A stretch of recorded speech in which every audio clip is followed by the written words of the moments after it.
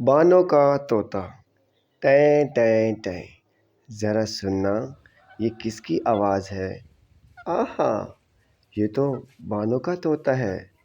کتنا پیارا اور خوبصورت ہے یہ طوطا۔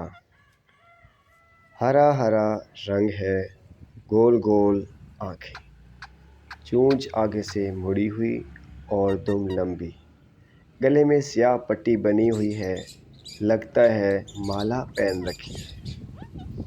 بانوں کا طوطا میٹھی میٹھی باتیں کرتا ہے، کوئی گھر میں داخل ہو تو سلام کرتا ہے، باہر جائے تو خدا حافظ کہتا ہے۔ بانو پوچھتی ہے، طوطے میاں آم کھاؤ گے؟